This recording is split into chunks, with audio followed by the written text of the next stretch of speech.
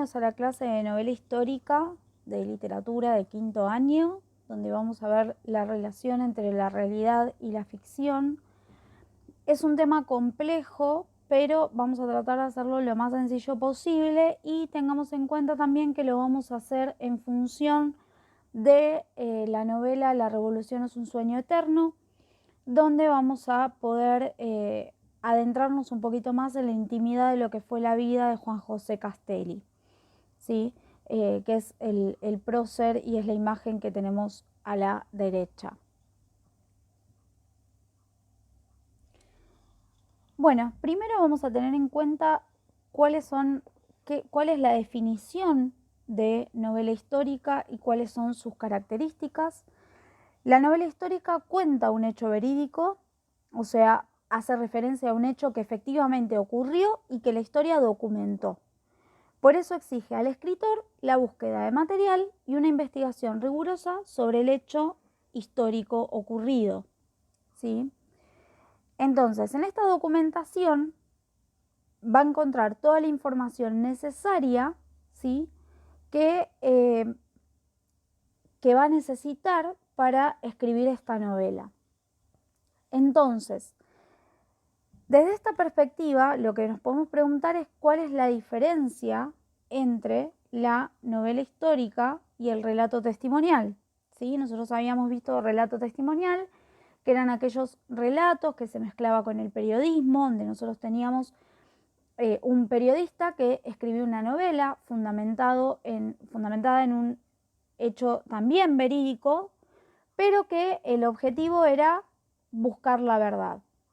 Entonces, si nosotros nos hacemos esta pregunta, intentamos buscar qué diferencias hay o qué semejanzas tiene, lo que tenemos que pensar es entonces, en ambos el lector busca una garantía de verdad sobre los hechos que se narran, ¿sí? Pero la diferencia, o sea, las dos cosas parten de hechos reales, de la verdad, ¿sí? Pero la diferencia fundamental va a radicar en que en el relato testimonial el objetivo va a ser indagar y denunciar la verdad sobre el hecho que se está narrando. En cambio, en la novela histórica vamos a tener simplemente ficción.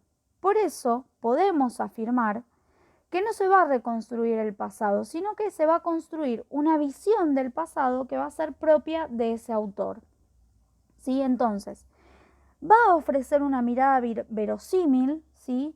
sobre determinada época histórica, sobre su sistema de valores y creencias, como lo hace el relato como lo va a hacer el relato testimonial, pero siempre usando componentes imaginarios. O sea, los dos va a tener componentes imaginarios y procesos de ficcionalización, ¿sí? Que eran estos procesos que pertenecían al campo de la literatura, pero que eran utilizados para enriquecer la narración, ¿sí? Y que fundamentalmente son imaginarios, ¿sí? Son inventados por el autor.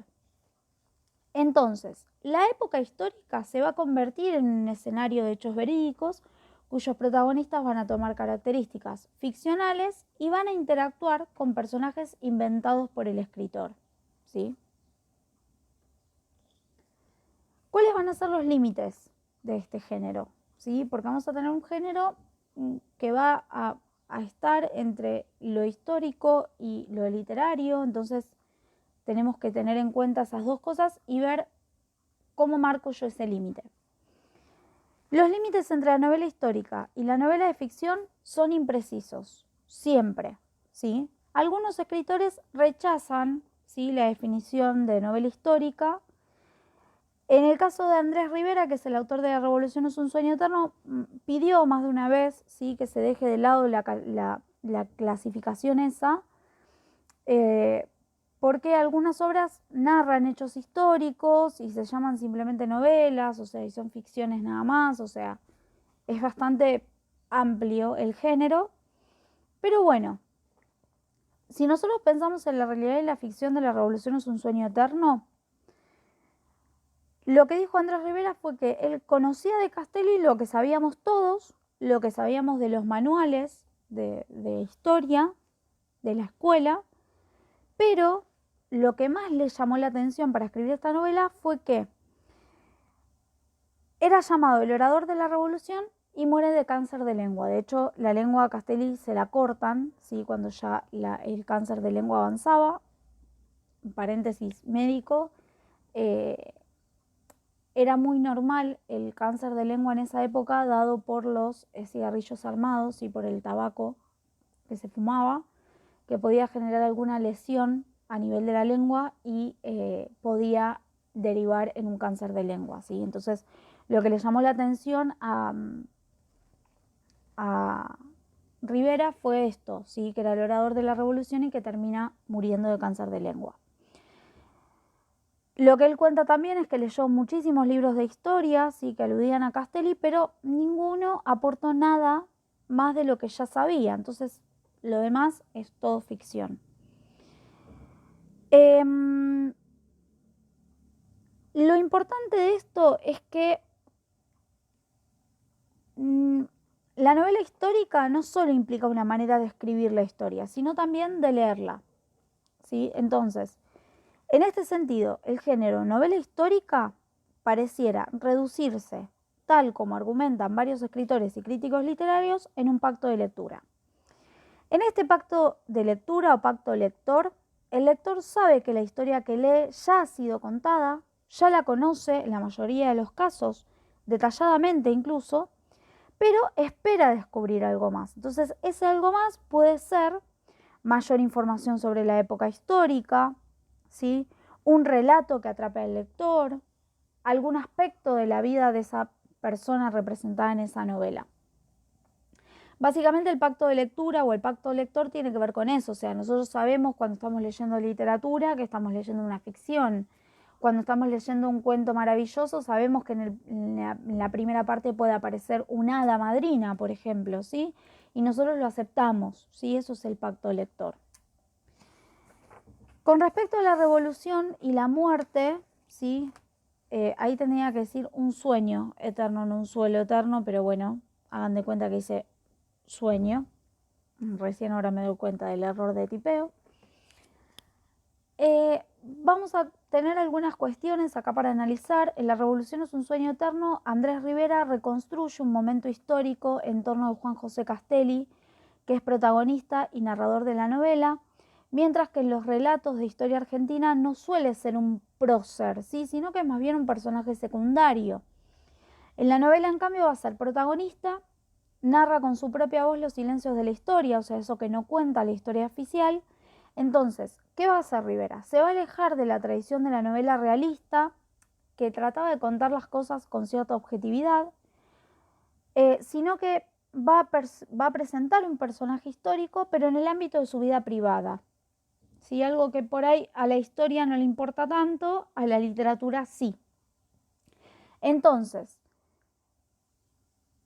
con respecto a la estructura, va a tener una estructura de diario íntimo, de hecho van a ser 2 cuadernos de tapa roja, ¿sí? Ficción, obviamente, donde en este diario Castelli va a contar su temor a la muerte, va a expresar el amor a su hija, va a recuperar momentos de su vida, va a reflexionar sobre la escritura, se va a preguntar acerca de su legitimidad. La novela también va a avanzar en el presente de la Enunciación, o sea, en el ahora del que está hablando y escribiendo, o sea, en el presente de Castelli.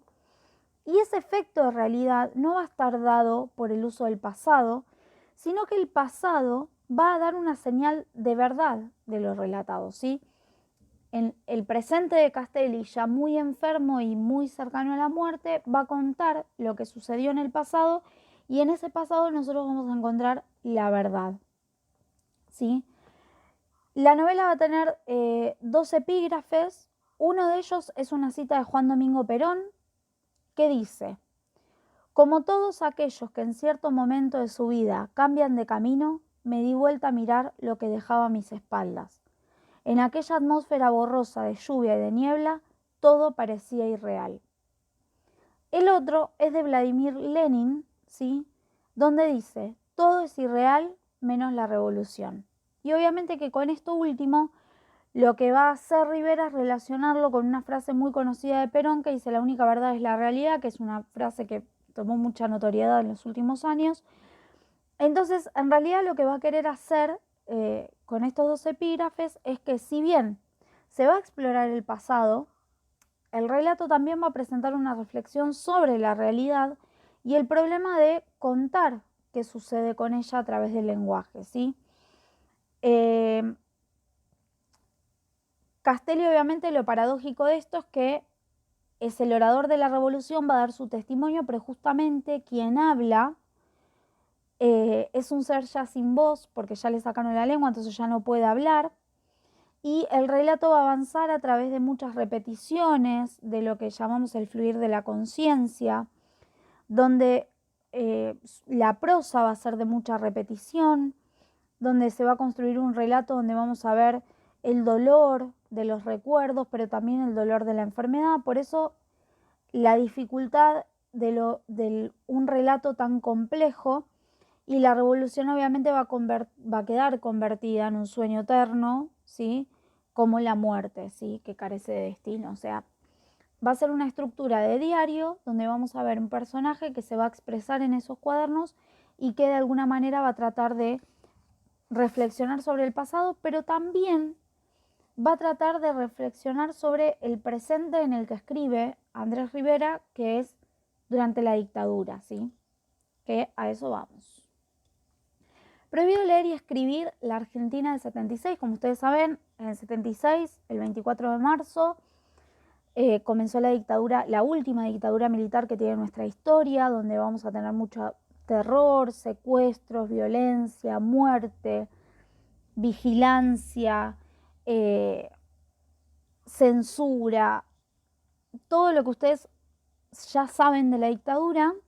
Y bueno, básicamente lo que se hizo fue intentar eliminar toda voz de oposición al régimen. Se buscó desviar la atención pública de estos hechos a la persuasión de la plata dulce, el Mundial de Fútbol, la invasión a Malvinas, así que esto ya lo hablamos en alguna otra clase.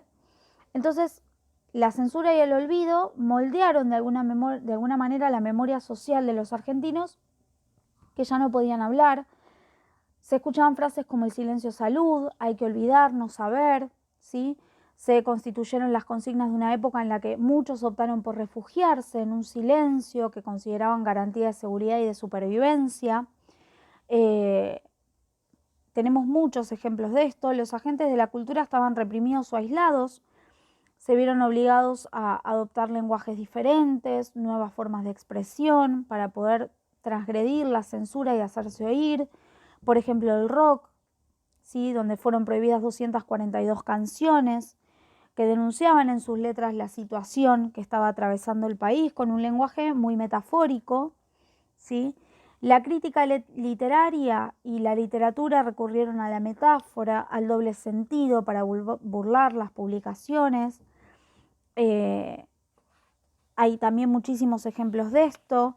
Muchos de los intelectuales que permanecieron en el país fueron detenidos, secuestrados, continúan incluso desaparecidos, como en el caso de Rodolfo Walsh, mencionado anteriormente. Y les puse de fondo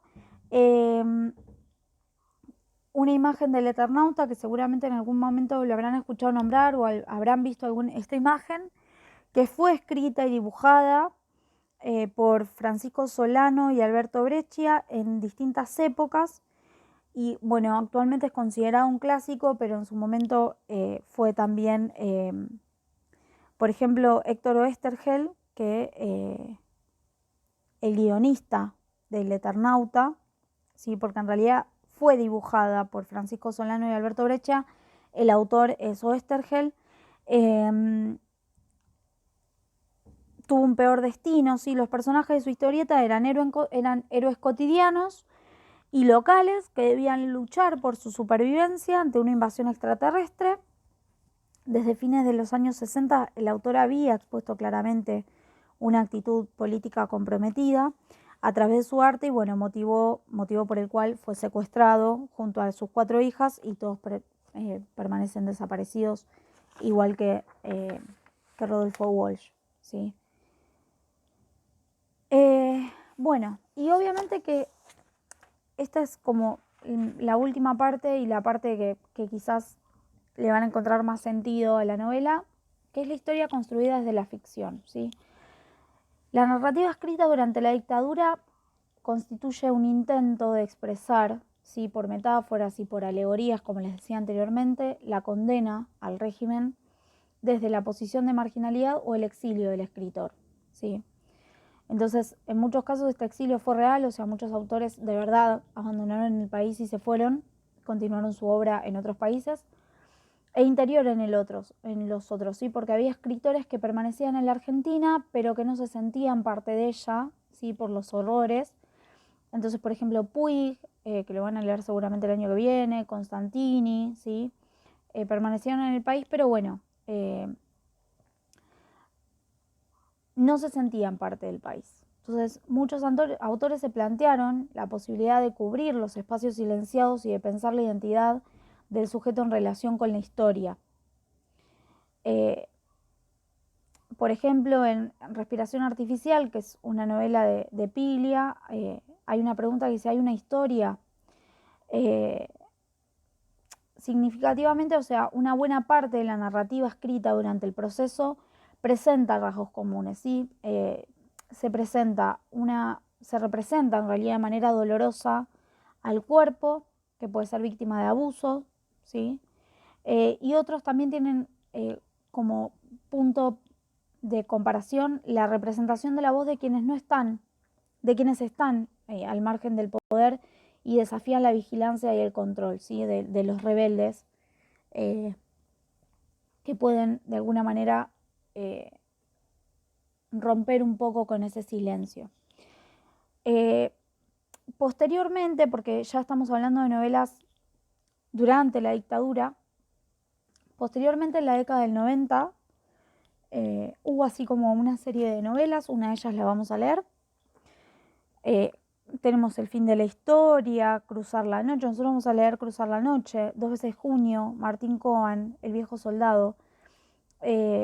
Son todas novelas escritas con posterioridad a la dictadura y realizan una mirada más bien retrospectiva de la violencia política, del terrorismo de Estado, ¿sí?, en la segunda mitad de los 70.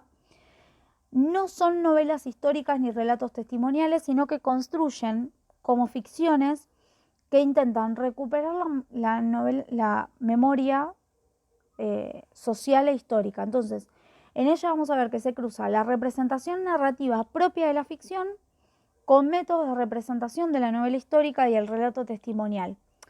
La finalidad va a ser poner en duda lo acontecido, pero también generar la reflexión acerca de las causas, ¿sí? O sea, cuando nosotros leamos Cruzar la noche, vamos a ver que es una novela que está escrita en los 90, es la historia de una chica que se entera que es hija de desaparecidos y vamos a ver todo el camino que ella sigue para encontrar su verdad. Entonces, la cuestión acá está en que vamos a leer un montón de testimonios de sobrevivientes de las torturas de la dictadura y vamos a ver una serie de cuestiones que tienen que ver con esto. Hay también muchas películas, ¿sí? Por ejemplo, Crónica de una fuga, que les voy a subir el link para que las vean.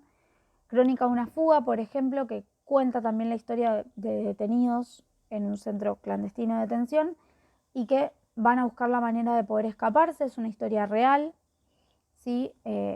Y también les voy a subir el link de Historia Clínica de Juan José Castelli, que fue un programa que se dio en la TV pública, ¿sí? Con un historiador y médicos que contaban la historia de determinados personajes en función de la historia clínica de cada uno de ellos, y es muy interesante por ahí verlo a Castelli con cómo sufría, ¿sí? Y contextualizarlo un poco más en lo que fue su historia como el orador de la revolución. Así que bueno, les dejo este video y les voy a dejar el video de las lecturas de los fragmentos de esta novela que vamos a leer ahora, que es La revolución es un sueño eterno, y luego les subiré las actividades que van a tener que hacer con eso. Espero que les sirva y nos vemos en el próximo video.